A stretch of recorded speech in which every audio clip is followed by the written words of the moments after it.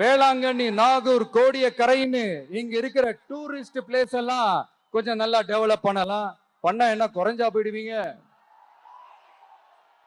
வேதாரண்யம் பகுதியில் உப்பு ஏற்றுமதி செய்யறதுக்கு வசதியை செஞ்சு கொடுக்கலாம். செஞ்சாங்களா?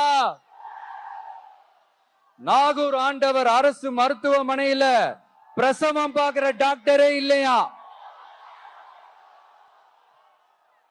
நாகப்பட்டினம் புது பஸ் ஸ்டாண்டையாவது சுத்தமா சுகாதாரமா வச்சுக்கிறாங்களா? நாகப்பட்டினம் ரயில்வே ஸ்டேஷன் வேலைகளை சீக்கிரமா முடிச்சு வைக்கலாம், அதையாவது செஞ்சாங்களா? இங்க ஏற்கனவே இருந்த ஸ்டீல் ரோலிங் மில்லையும் ரயில் பெட்டி தயாரிக்கிற தொழிற்சாலை மூடிட்டாங்க. அத மறுபடியும் திறந்தா நிறைய பேருக்கு வேலை வாய்ப்புகள் கிடைக்கும். ஏன் அதை பத்தி யோசிக்கல? மேலக்கோட்டை வாசல் NH மேம்பாலம் கட்டி 50 வருஷம் ஆச்சு. அது சரியா மேம்படுத்தலாம், அதை செஞ்சாங்களா?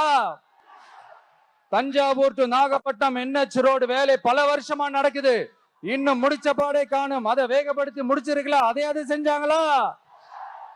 ரொம்ப முக்கியமா நெல்லு மூட்டையெல்லாம் மழை காலத்துல வெள்ளத்துல நனைஞ்சு நம்ம விவசாயிங்க எவ்வளவு வேதனைப்படுறாங்க. அதுக்கு சரியான ஒரு குடவுன் கட்டி தரலாம், அதையாவது கட்டி தந்தாங்களா?